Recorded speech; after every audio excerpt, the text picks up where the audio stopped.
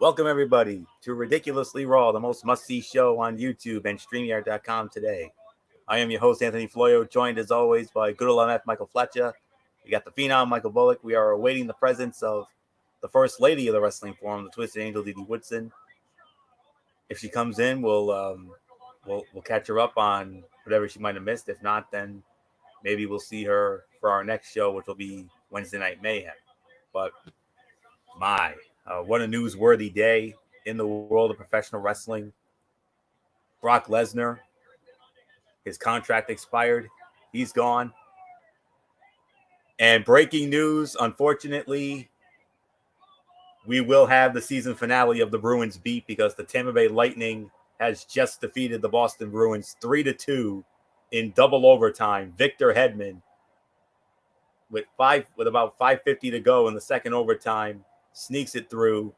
So, sorry, Bruins fans, the dream ends here tonight. So, I'm sure it'll probably be, well, maybe if we have time, maybe after we're done with this, maybe we'll do a special Bruins beat. I'll hand the mic over to MF, and we'll get going on that as soon as all the information from that becomes available.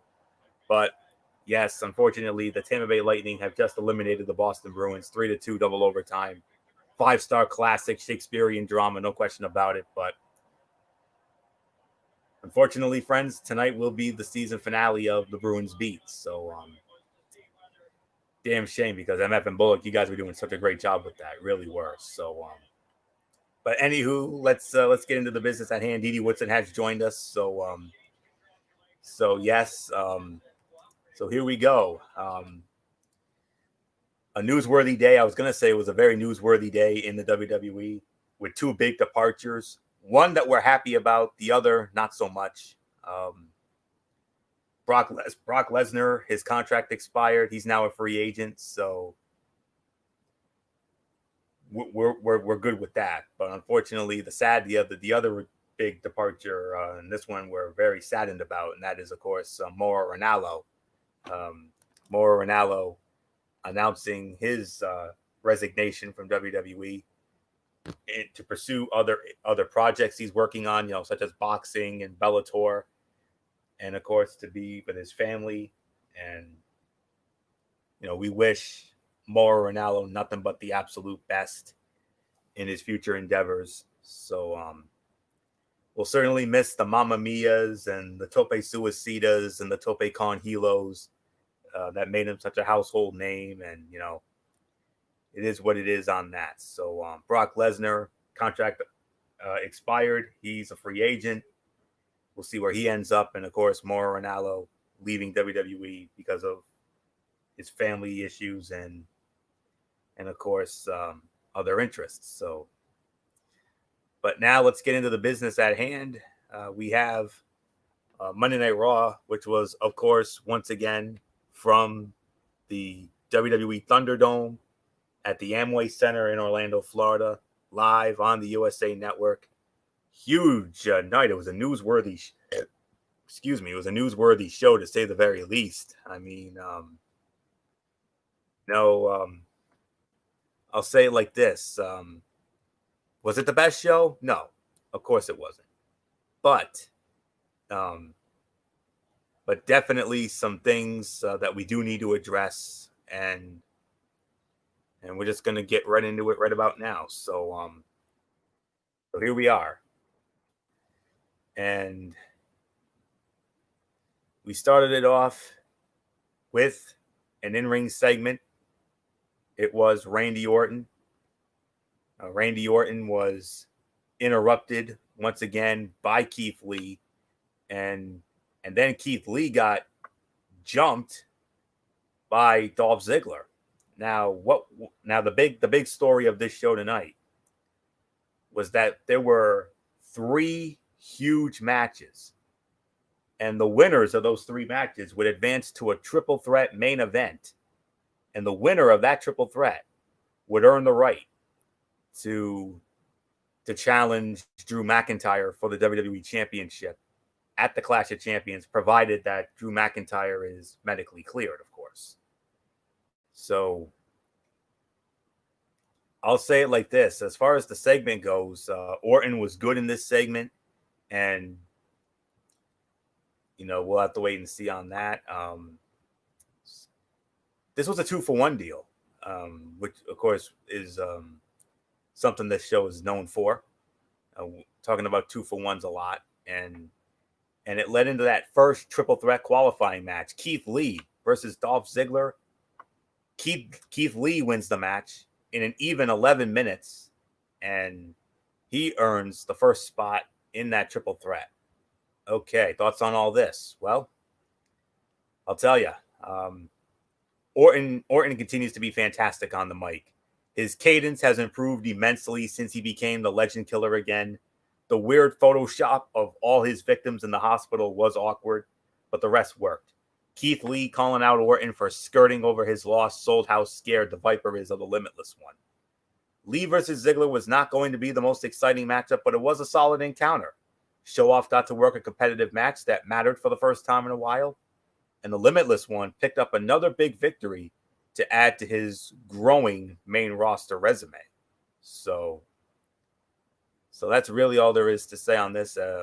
3.25 stars, I believe, would be the correct rating for this match. So really nothing more to say. Good old MF Michael Fletcher, come on in.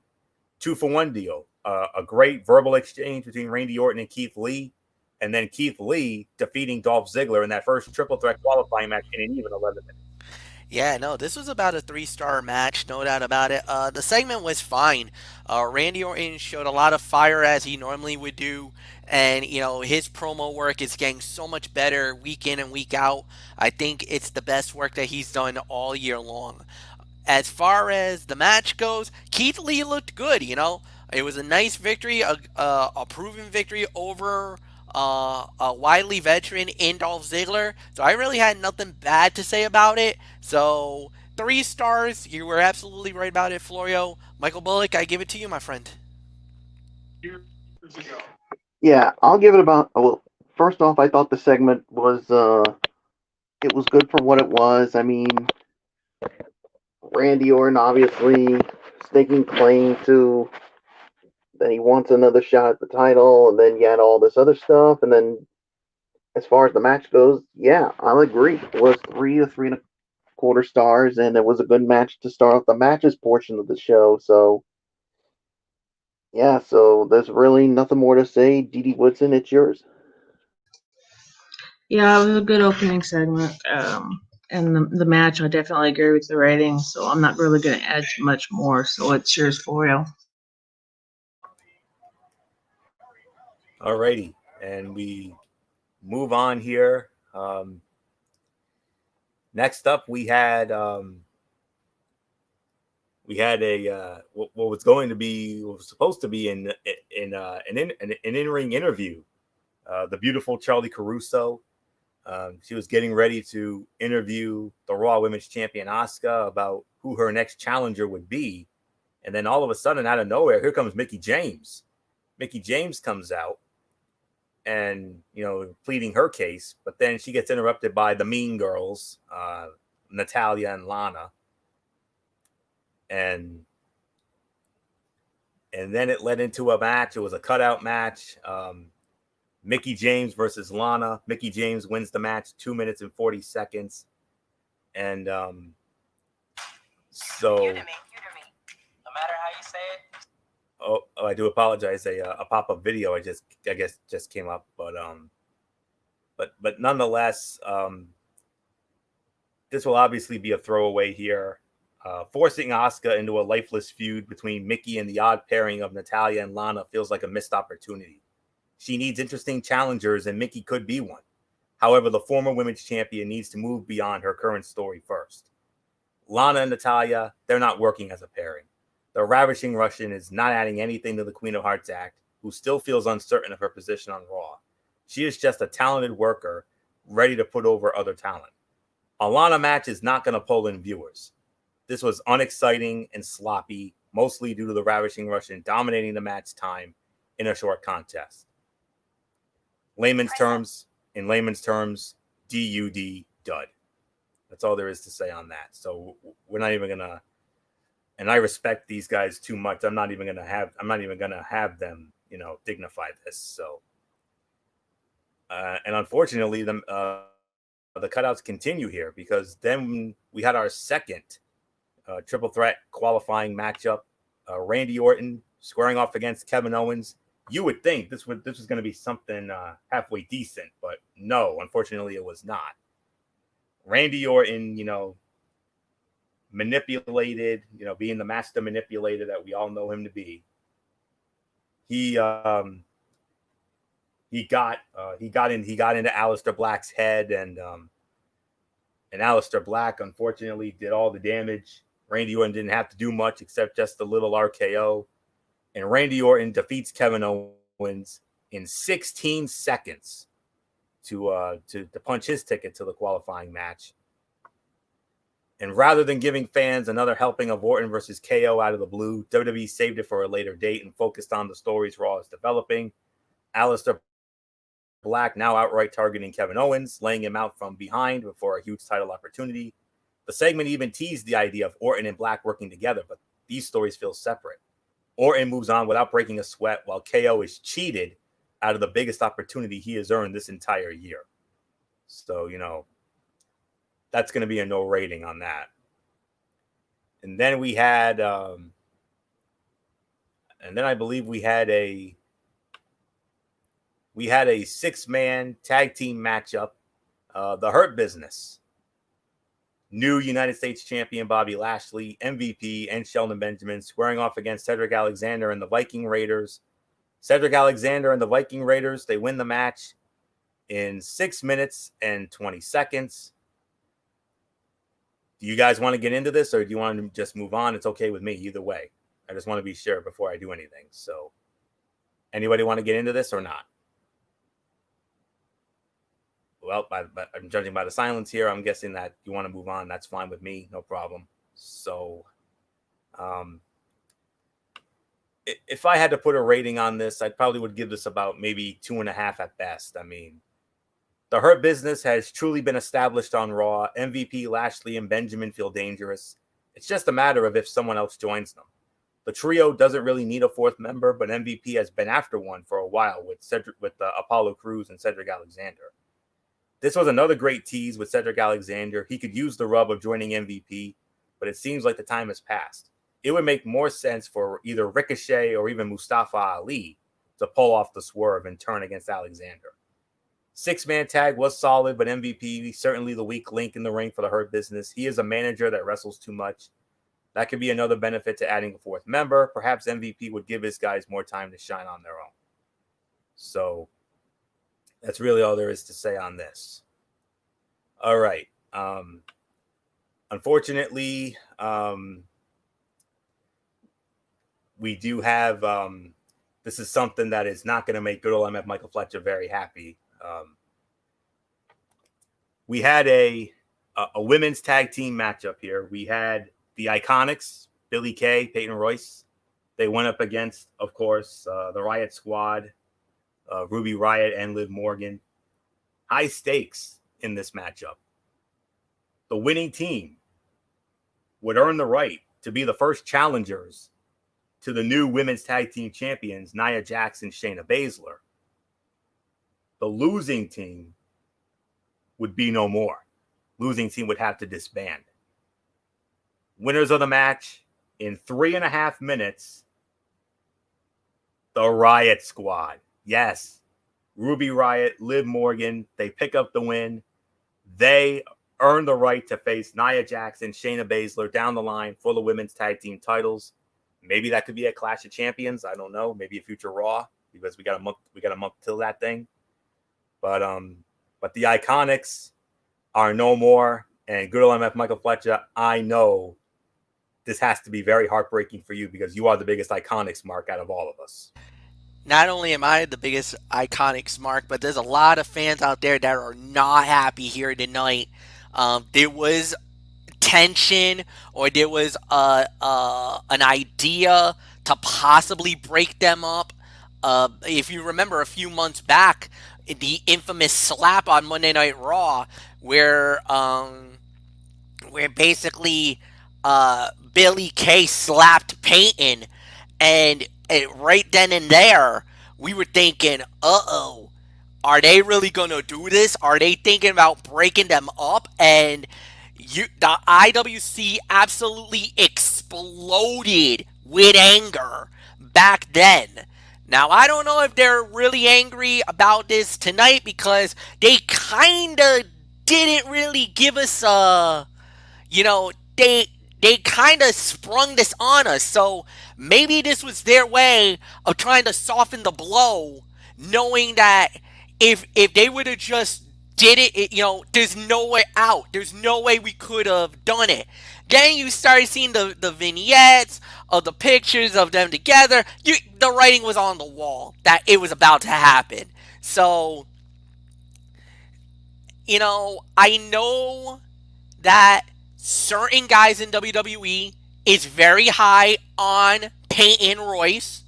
They see her as a big star, which, no doubt about it. She deserves it. Billy Kay is without a doubt probably she's got more charisma. She's more of an entertainer. Peyton is probably the better wrestler, but Billy could be a major player when it comes to her story because of the her comedic type thing. So I don't know. This is gonna be interesting to see. Am I angry that it's happened? Yeah, I'm not gonna make no bones about it. I'm not happy that the Iconics are now broken up.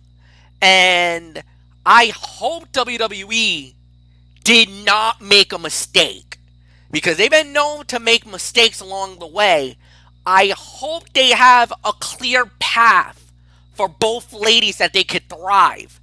Maybe you might have to split them up like permanently, meaning one goes to Raw, one goes to SmackDown, and then go from there. Really make it a true split. We're just gonna have to wait and see. This is gonna be very interesting. But when I heard the news about it, I sensed it. I felt it. I'm like, oh no, you're not gonna pull this on me now. Not tonight. No, guys, come on. Well, they pulled the trigger and they did it. So, trust me, I was not happy. If you heard a heart breaking in East Providence, Rhode Island, it was definitely mine.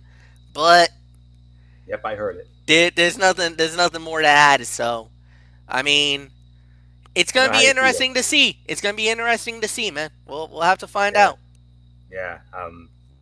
We're obviously not going to get into the match because it was a cutout, but I wanted to give that to MF because I know by how MF was wording it in our messenger, I'm like, I should give MF a moment to address it. So I wanted to make sure he had that moment, because we all know MF, out of all of us, far and away, was the biggest Iconics mark. And as they always say, nothing lasts forever, unfortunately. And I'm sorry about that. I mean, I know how you feel, man. I know far and away MF's all-time favorite Iconics moment was when the Iconics won the women's tag team titles at WrestleMania 35 when they were exclusive to SmackDown, and how MF celebrated on that recap show. But anywho, it was probably about a 1-star effort. I mean, I'll tell you what. I mean, after a surprisingly good tag team match at the Payback Kickoff, this was underwhelming. The women got less time again, and the action was sloppy. It made sense to build to such a big moment for the rivalry, but this was far too rushed. The Iconics went from a cohesive tag team on Sunday to disbanded by the end of the night tonight. It was an awkward transition. While this did a good job selling that the Riot Squad is back, setting the duo up for a humongous title opportunity, breaking up Peyton Royce and Billy Kay should have taken more time. So we're just going to leave it at that. But now let's get into our third and final qualifying matchup. Originally, it was supposed to be Seth Rollins squaring off against Rey Mysterio, but unbeknownst to us, Rey Mysterio suffered an injury during the tag team match last night. So Rey was out, Dominic was in. Biggest match of young Dominic's career, with his whole family in attendance, not just Papa Ray, but Mother Angie and little sister Aaliyah. I mean, we haven't seen Aaliyah Mysterio probably since that infamous CM Punk angle on SmackDown years ago that I remember MF absolutely gushed over it. But then again, we all did too. But, you know, you can see that on the WWE Network at your time and convenience. But anywho, Seth Rollins, Dominic Mysterio, winner would join Keith Lee and Randy Orton in that triple threat main event. Winner of the match, 9 minutes, 55 seconds. It was the Monday Night Messiah, Seth Rollins. But MF, unfortunately for Dominic Mysterio, even with the whole family in attendance, it was not enough. The Monday Night Messiah advanced to the main event. But beforehand, boy, did he give it to Murphy. Oh, my goodness. Yeah, no, this was a great performance by Dominic Mysterio, but remember, he's relatively new. You don't want to thrust him into the spotlight just yet. I mean, give him time. Let him build himself up. He's already making quite a name for himself already in WWE with some of the matches that he had already got. Plus, on top of that, he got his moment last night. When he got his first ever win was a tag team match with his father on a pay-per-view. So, no, this was a huge deal for Dominic Mysterio. This was a big moment for him last night, getting his first WWE win. Obviously, you want to at least build him up. Let him work his way up. Let him get up to the standard that that he needs to be. He's still a work in progress, and his performance here tonight was just as good. This was a solid 3-star match. This was a solid fight. I actually don't have any problems with the way that the match went down, the outcome of the battle. I enjoyed it. So, no, this was a solid match, solid performance. Michael Bullock, I give it to you, my friend. Yeah, this was a 3-star match. I do agree. I mean, this was the biggest match of Dominic Mysterio's career, but like you said, I mean, I think it was too soon to have him go over. And like you said, he had his moment last night where he won that tag team match with his dad. And I mean, look, he'll get an opportunity somewhere down the line, but he's new to this, so give him some time, give him a little more seasoning to it, and who knows, maybe he'll get an opportunity, maybe not this year, but maybe sometime next year. But we'll wait and see on it. But Dominic Mysterio is new. You don't want to throw him in there too soon, so it's obvious Seth Rollins was the obvious choice. So nothing more to say. D.D. Woodson, it's yours. Yeah, I agree with the rating. It was a little early for Dominic to be in the title picture, but he came out there to stand up for his family, which is commendable. And of course, Seth Rollins kicked out Murphy again. So not much more I'm going to add.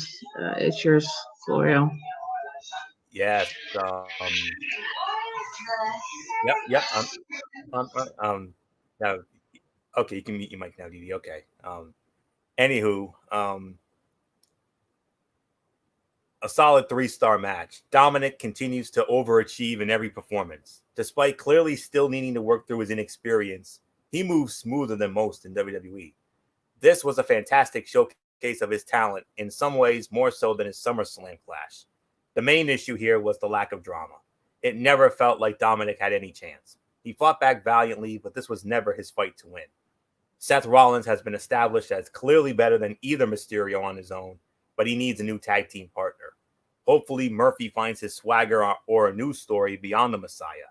He is immensely talented, but has too often played the role of lackey to Rollins, losing matches he should be able to win. So that's really all there is to say on that. So let's move on here.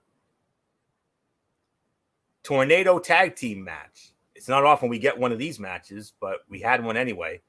The Raw tag team champions, the Street Profits, Montez Ford, Angelo Dawkins squaring off against Andrade and Angel Garza. Not only was Zelina Vega in their corner, but they also had Bachelor in Paradise star, the beautiful Demi Burnett in their corner as well. The downside here is this fight got thrown away after 9.5 minutes, just when this was really getting good because of that damn Retribution. Ugh. Damn Retribution. Ugh. But Michael Bullock, I mean, this was on its way to becoming a really good match up until those damn Retribution thugs had to get involved in this. Yeah, obviously we're going to have to rate this as an NA because, I mean, like you said, this match was getting so good. And then, but why? Why did you have Retribution come in and spoil the fun for everybody? Oh, yeah, because it's what they do. Because they're Retribution. They can do whatever the hell they want to do. You know what, Retribution? I got a problem with you guys. We got good matches going on some of our shows, whether it's Raw or SmackDown, and you had to ruin it because you want to cause chaos? Screw you guys. And you know what? Why don't you come find me? Because I'll kick all of your asses. Bullock, that would be a bad move because did you see what they did with 3 guys and how many there were? Do you really want to go down that road? Well, I already know one of them is Donovan Dijakovic. He's about 6'8", 6'9", 300 and something pounds. You're about $150 soaking wet. Do you really want to go there? Well, in the immortal words of The Rock, just bring it. Oh, yeah, all right. You heard me, Retribution. Just bring it. Obviously, it's not. Obviously, it's not going to happen because Yeah. we're in Florida and we're right here in Rhode Island, so obviously it's not going to happen. But yeah, so Yeah, pretty bold comments making it because you're all the way up here and they're about 24 hours on a car drive, 27 hours on a car drive. Pretty bold there, Bullock. yeah, well, yeah, but but you understand how I feel about how Retribution is, so yeah. So there's really nothing more for me there. And by the way, guys, I'm just having fun here. I mean, there was no way I would actually even think about doing what I said I was going to do. So yeah, nothing more to say. I don't know if anybody else wants to get into it, but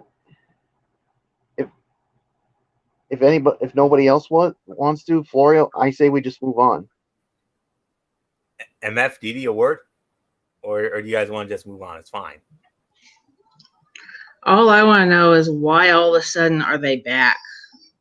I mean, we had like what, couple of weeks, couple of pay-per-views, no Retribution, and all of a sudden, boom, they're back. What's the rhyme and reason about having this team? No. Why are they picking No. tag team matches and stuff like that to attack? You know, what is the rhyme and reason? That's what I want to know. So Well, I'll address that elephant in the room there, Dee Dee. So go for it. yeah, it's obviously an NA. This was a solid tornado tag match, but it never got to reach its ending. With a finish to the match, it would have been a quality encounter. Instead, there is more ambiguity in this endless tag team feud. It is time for the Street Profits to move beyond Zelina Vega's crew. Retribution has truly run its course without any kind of reveal. What is the point of any of this? The group skips out on SummerSlam and Payback, then chooses to randomly interrupt this contest. It is time to do something with this group or quietly write them off. Simple as that. So that's really all there is to say. MF, a comment?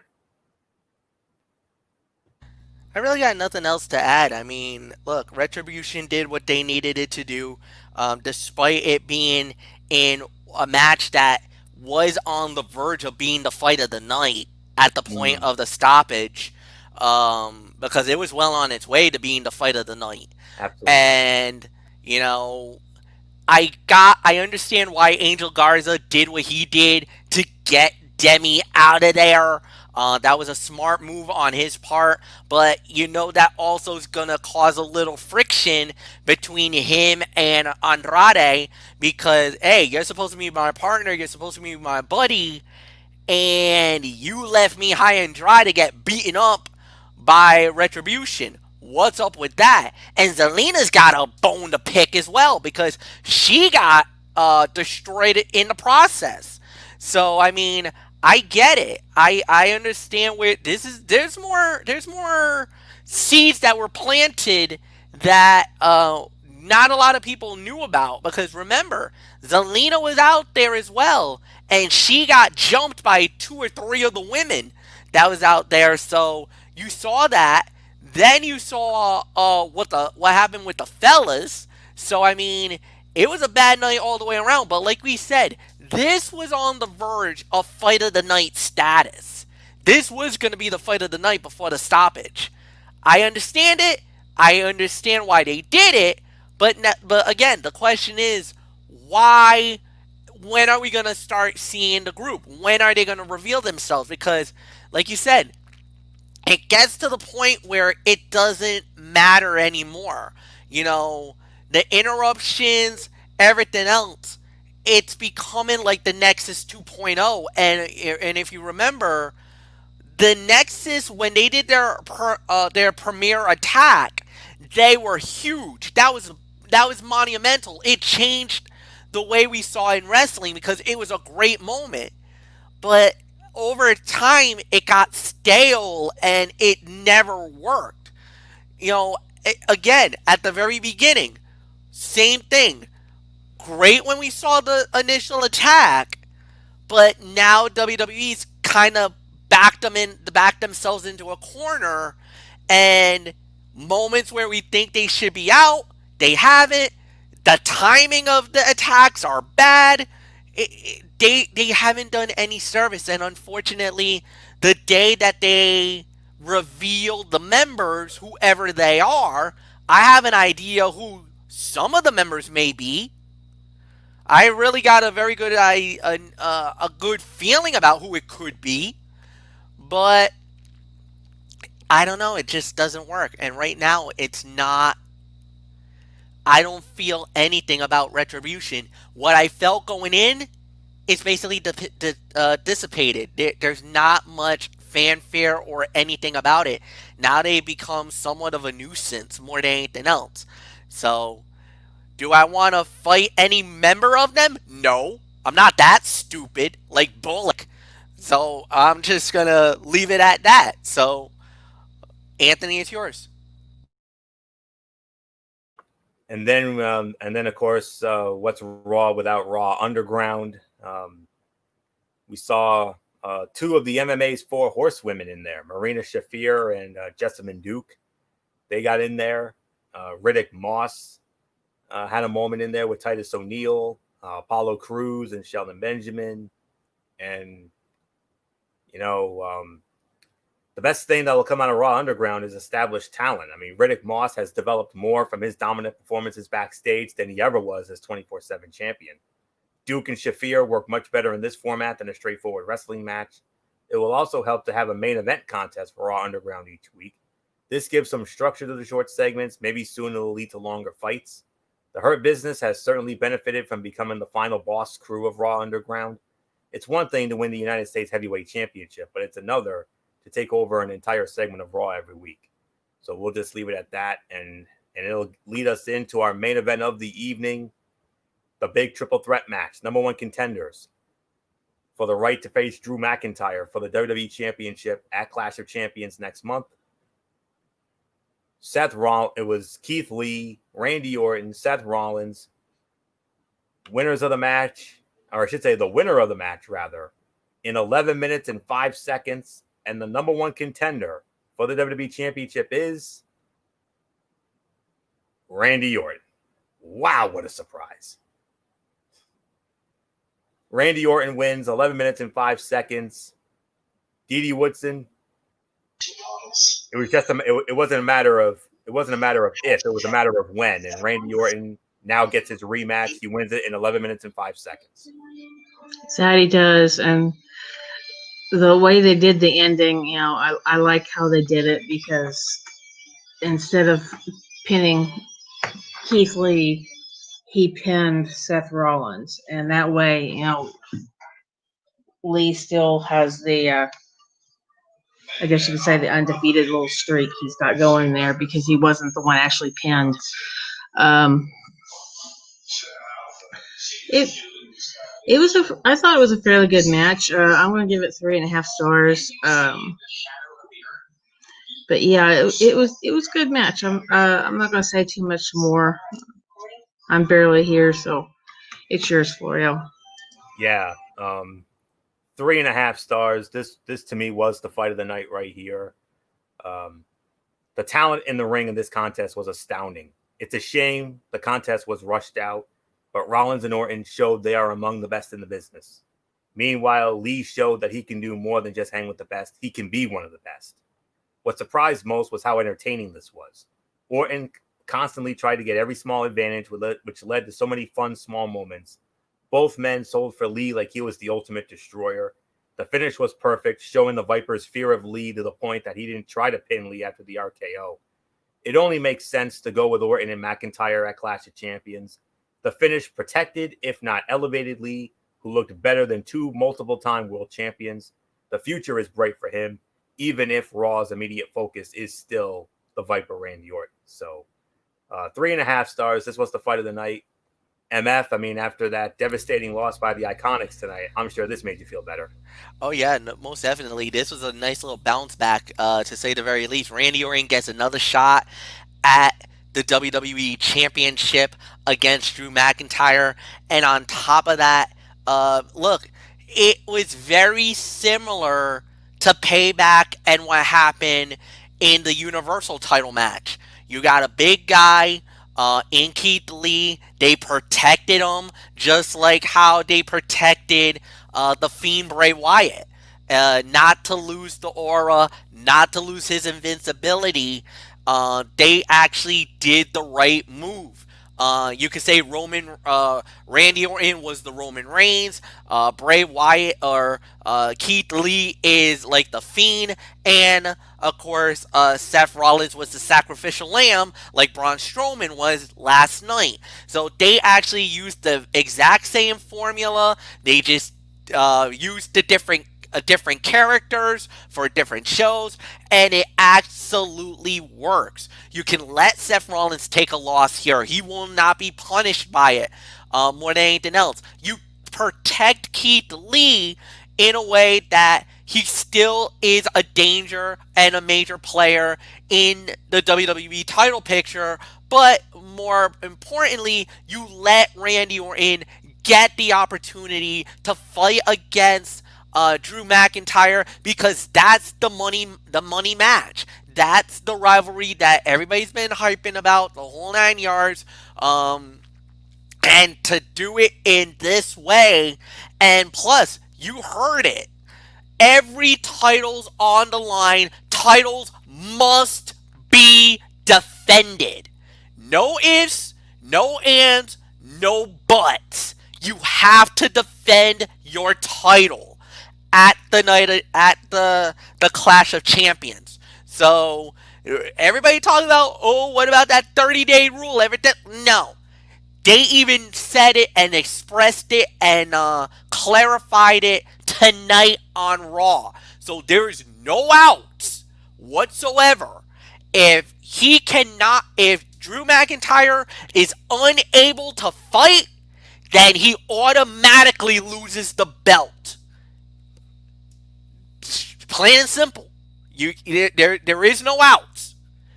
Basically, we always talk about a safety net. Oh, you can do it this way, you can do it that way, you can do this. No, what Tom Phillips said during the broadcast was very telling tonight. More than any other night, he made it abundantly clear every title will be defended at Clash of Champions. So you basically just screwed uh, Drew McIntyre by throwing that out. You basically cut the safety net off on him. So I think he will fight. I think he'll be back in time for the match. That's why they're kind of hyping it the way that they are. McIntyre will compete and he'll fight for the title. So nothing more to say. Michael Bullock, I give it to you. 3.5 stars. Fight of the night. Yeah, 3.5 stars. Fight of the night. No doubt about it. The outcome was never in doubt.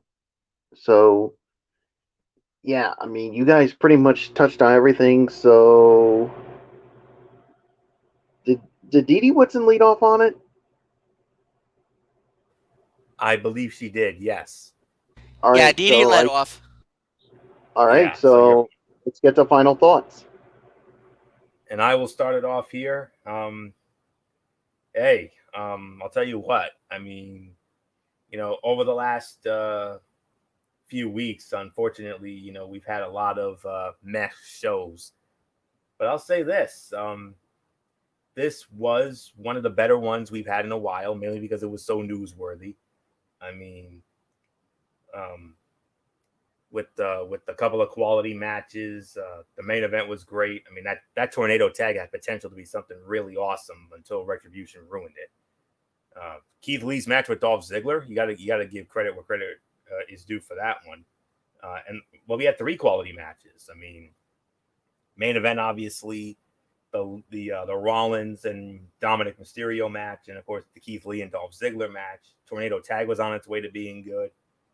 We had some newsworthy developments, and I would probably give this if I had to put a number on this, I would say this was somewhere between 6.5 and 7. I mean, overall, this was a better episode than the chaotic mess that was, the last few weeks of Raw. I mean, qualifiers leading to the triple threat gave several matches a level of importance, and even the Iconics match with the Riot Squad had a stipulation that enhanced it, even though it wasn't anything special. But Rey Mysterio suffered a torn triceps, they said, but with Rey sideline, maybe that could free up Seth Rollins to do a feud with Keith Lee if they want to move in that direction. The Retribution attacks in Raw Underground continue to feel directionless, and I assume there will be a payoff to Retribution, and who knows, maybe it might be tied in with Raw Underground. If not, is this all there is to Raw Underground? I don't know. We'll have to wait and see. But the one little nitpick that I have a problem with when it comes to this show is it's a classic case of, as the old expression goes, too many cooks in the kitchen. I mean, they book way too many matches, and because of that, a lot of these matches end up feeling rushed. And that's been my major gripe since this whole Thunderdome thing started. I mean, I understand they're trying to fill 3 hours. I get that, and I understand it, but slow it down a bit. Let some of these matches marinate. Don't book too many matches. I realize you want to give people time, and I appreciate that. I really do. But too many cooks in the kitchen. Slow it down. Let some of the important matches get the time they deserve. So that's my small little gripe. But other than that, one of the better Raws we've had in quite a while. So I'm definitely encouraged tonight. So 6.5 to 7. That would be my rating for this. So MF. I mean, after weeks of blast shows, finally we had somewhat of a winner here tonight. Yeah, this was by far the best Monday Night Raw you've had in over a month. Honestly, truthfully, this was a good show. This was at least 6.5 to 7. I agree with that. There's really nothing more to add. So, Michael Bullock, I give it to you.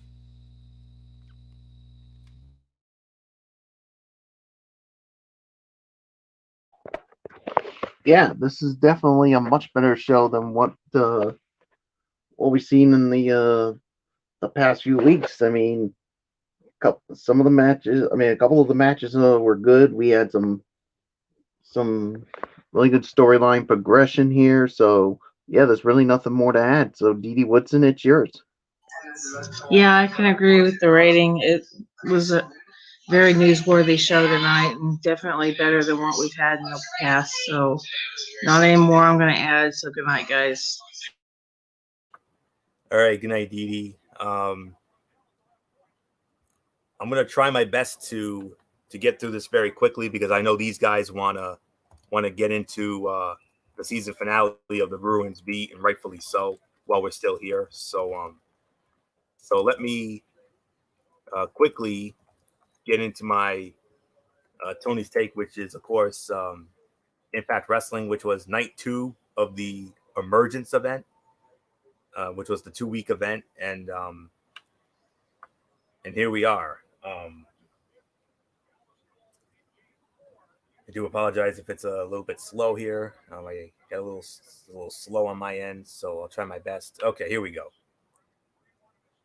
We had Eddie Edwards open challenge for the Impact World Title. It was answered by RVD, but Eddie Edwards successfully defended in 8 minutes and 19 seconds. 2.5 stars. It was a solid match to start off.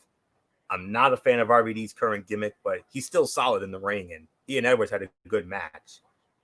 And it was decent stuff. That's all I can say. So move on to then there was Wrestle House silliness. I'm not even going to bother with that because y'all know how much I don't like it, but it is what it is.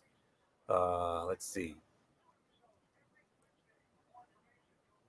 And there was a lot of segments here, a lot of backstage stuff here, vignettes and what have you. Okay, then we had Brian Myers, aka Kurt Hawkins, for all you WWE marks. He went up against Willie Mack, and Brian Myers winning the match 9 minutes and 39 seconds, 2.25 stars. It was the right call if Myers is going to be taken seriously in Impact. Match itself was sound on a technical level. It wasn't the most exciting experience, but both guys gave and got pretty well. Nothing to complain about, really. More Wrestle House silliness. Next week on the show, Taya Valkyrie and Rosemary will go at it in the Wrestle House. Ace Austin and Madman Fulton against the Rascals. Sami Callihan against RVD. And Eddie Edwards will defend the Impact World Title against Eric Young.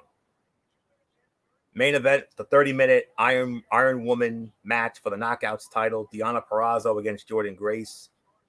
Winner of the match, 2 falls to 1 in the 30 minutes. And still the Knockouts champion, Deonna Purrazzo, the Virtuosa. Fight of the night, 4 stars. Fantastically paced Iron Man match. Not everybody loves the gimmick, but it requires incredibly careful pacing.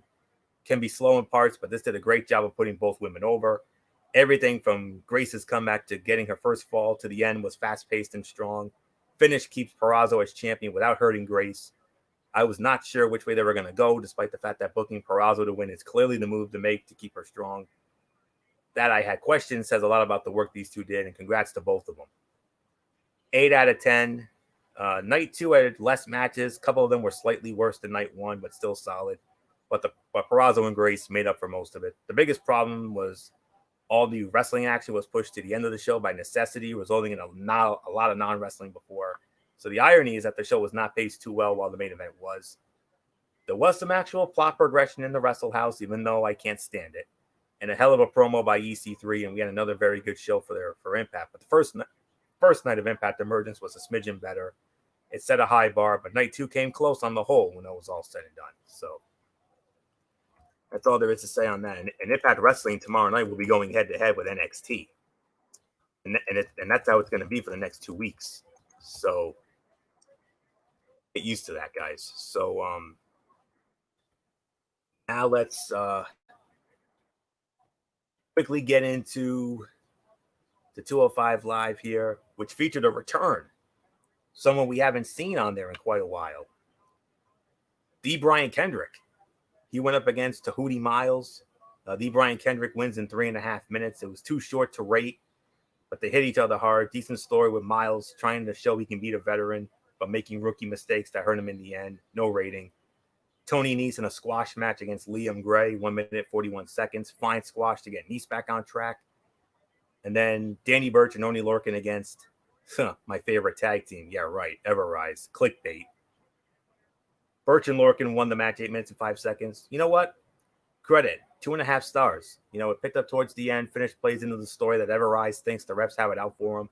And I'm enjoying the fact they're starting to give the guys on the show a storyline to run with to add to their bouts. Lorcan and Burch winning, of course, the right call. But Everrise slowly but surely starting to show me where, even though I can't stand them. But 6.25 out of 10. It was just a solid show that was not as strong in-ring wise as it was recently. But that's because you had 3 matches. I mean, I understand you needed to get a squash in there. The good this week was seeing some promo time and storylines being developed for the 205 Live group. Quick and easy show to digest and perfectly solid. So not more to say on that. So that's a 6.25 out of 10.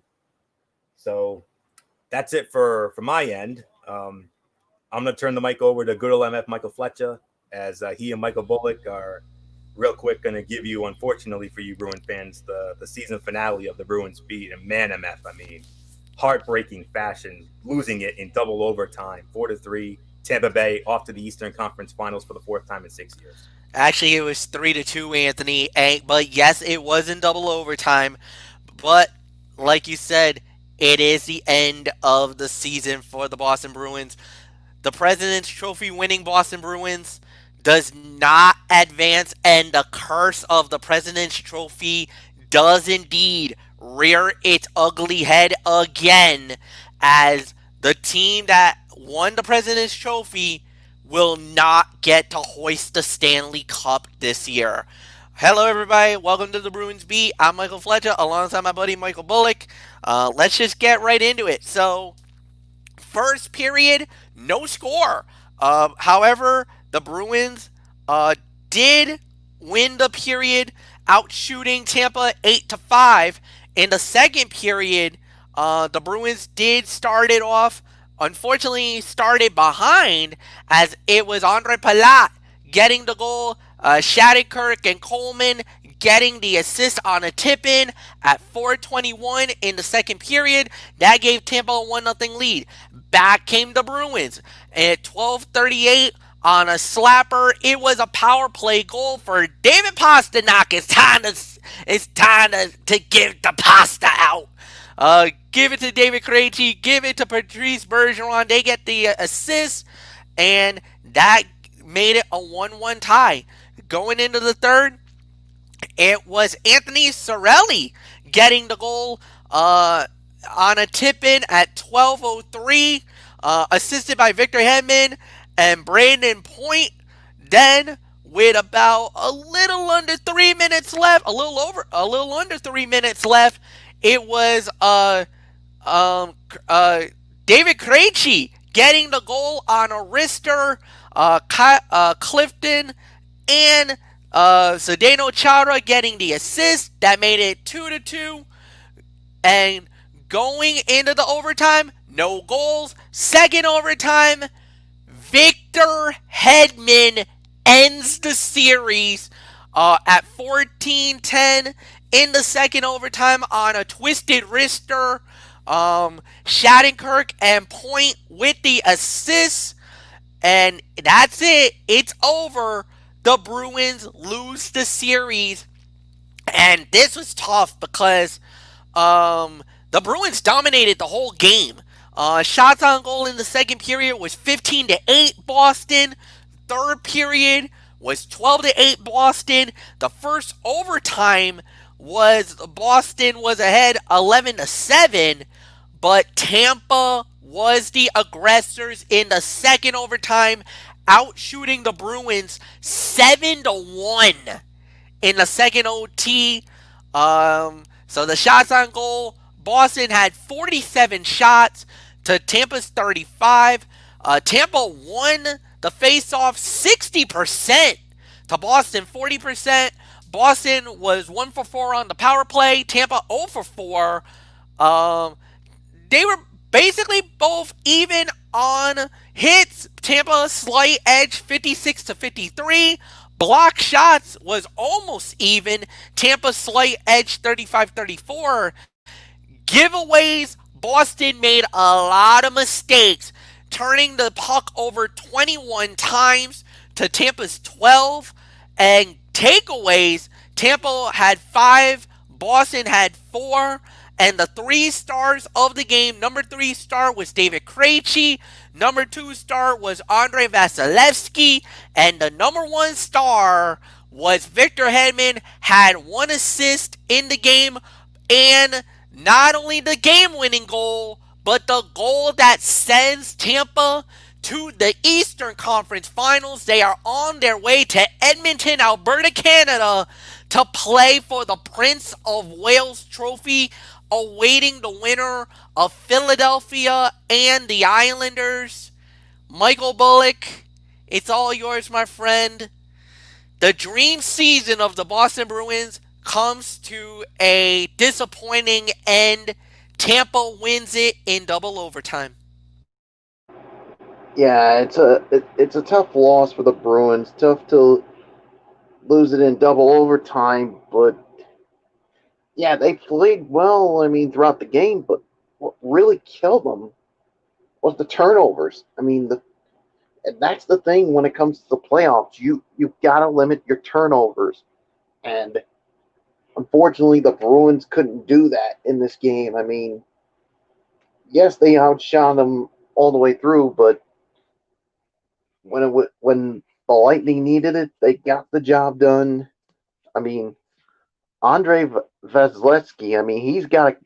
He's been playing really well as the goalie for the Lightning, and who knows, he could be one of the reasons why they could be that they're just 4 wins away from going to the Stanley Cup Finals. So, yeah, I mean, the President's Trophy winning Bruins, once again, I mean, they fall cursed to what happens when you win the President's Trophy. But, I mean, look, say what you want about the Bruins. I mean,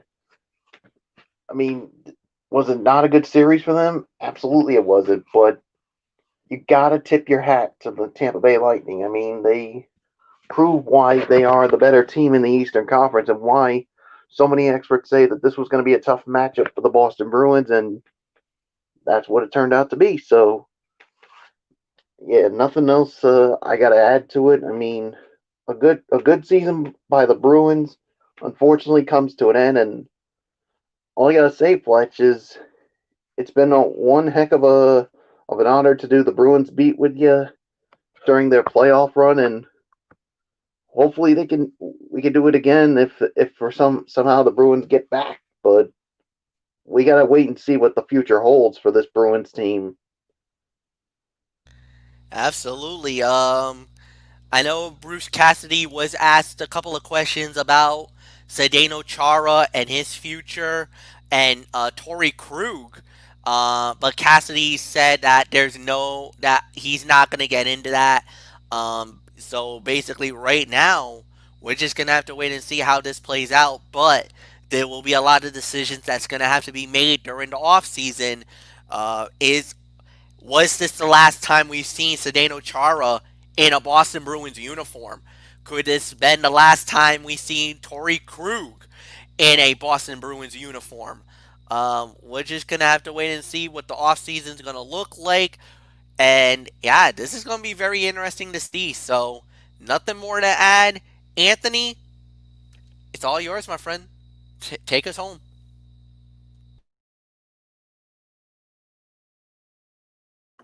All right. So yeah, unfortunately, Bruins fans, that is the way the cookie crumbles, as the old saying goes. Tampa Bay Lightning off to the Eastern Conference Finals, 4th time in the last 6 years, and they'll square off against either the Philadelphia Flyers or could it be the New York Islanders? Islanders up 3-1 in that series, and they could put the Flyers away tomorrow, which would send the Islanders guys to the Eastern Conference Finals for the first time since 1993.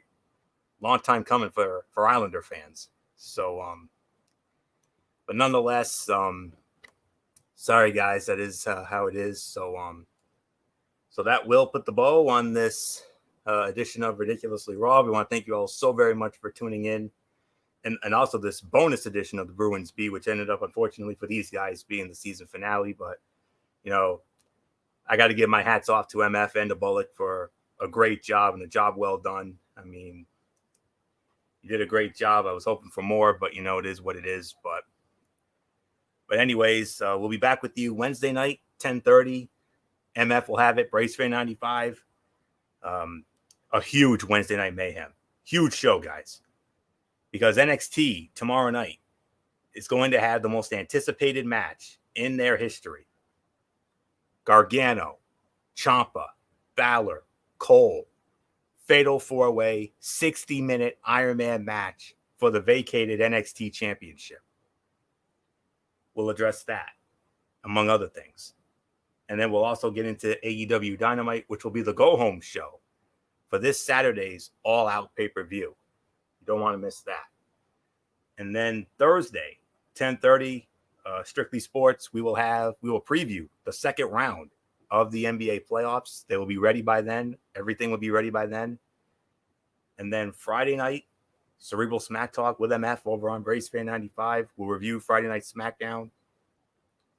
And we will also preview the AEW All Out pay-per-view. And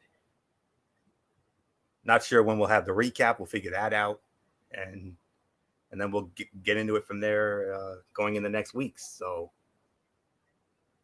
that'll do it. So until Wednesday night for Wednesday Night Mayhem, it's Anthony Florio here for the Phenom Michael Bullock, and in spirit, good old Michael Fletcher, the Twisted Angel, Dee Woodson, and always and forever the Hardcore Pipe on Derek Ferreira. You know the routine, everybody. Thumbs up. Talk to you later. Yeah, throw it up Fortune 4 style. Bye for now, my friends. God bless. Be good to each other. Have a blessed couple of days. And until Wednesday night for Wednesday Night Mayhem, you've been watching Ridiculously Raw right here on Zone 25 on YouTube.com and StreamYard.com. For everybody who's been a part of this one, never forget, no matter what anyone tells you, wrestling is indeed actually real. For everybody who has been a part of this one, Anthony Florio saying so long. Bye, everybody. Bye.